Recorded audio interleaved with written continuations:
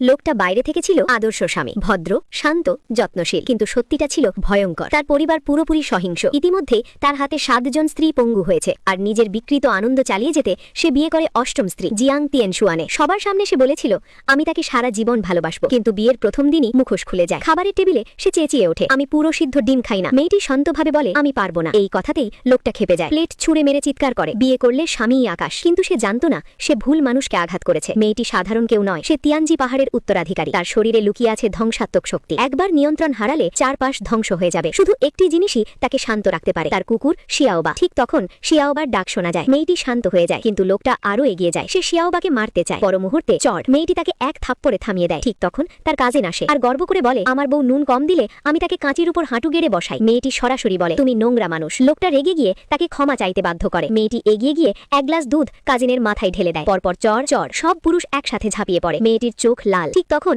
শিয়াওবা ঝাঁপিয়ে পড়ে, লোকটার পায়ে কামড় বসায়। ভয়ে লোকটা কাঁপতে থাকে। মেয়েটি শিয়াওবাকে থামিয়ে বলে, আর আমাকে উত্তেজিত করো না। কিন্তু লোকটা মনে মনে প্রতিজ্ঞা করে, এই কুকুরটাই তোর দুর্বলতা, আমি একে মেরে ফেলবো। পরদিন সকালে শিয়াওবা নিখোঁজ। নিচে নেমে মেয়েটি দেখে টেবিলে রাখা মাংসের স্যুপ। এক চুমুক খেতেই তার শরীর জমে যায়। ঠিক তখন লোকটা তুলে ধরে শিয়াওবার কলার। কুকুর কোথায়? মেয়েটি চিৎকার করে। লোকটা বলে, হাঁটু গেড়ে ক্ষমা চাই। শিয়াওবার জন্য সে হাঁটু গেড়ে বসে। আর তখন শোনে সেই ভয়ঙ্কর কথা, নিজের কুকুরের স্বাদ চিনতে পারিসনি? মেয়েটি পাগল হয়ে যায়। কাজিন চেঁচিয়ে ওঠে, কুকুরটা আমার কাছে। সে খাঁচা খুলে বলে, ঢোক। কুকুরের মতো ডাক। বিদ্যুৎ শকে শিয়াওবাকে নির্যাতন করা হয়। শেষে মেয়েটি কুকুর ঘরে ঢোকে, কিন্তু শিয়াওবা পালাতে চাইলে লোকটা ছুরি তুলে এক আঘাতে তাকে হত্যা করে। 3 জন লোক হাসতে থাকে, একটা কুকুরই তো। কিন্তু তারা জানতো না এই মুহূর্ত থেকেই তাদের মৃত্যু লেখা হয়ে গেছে।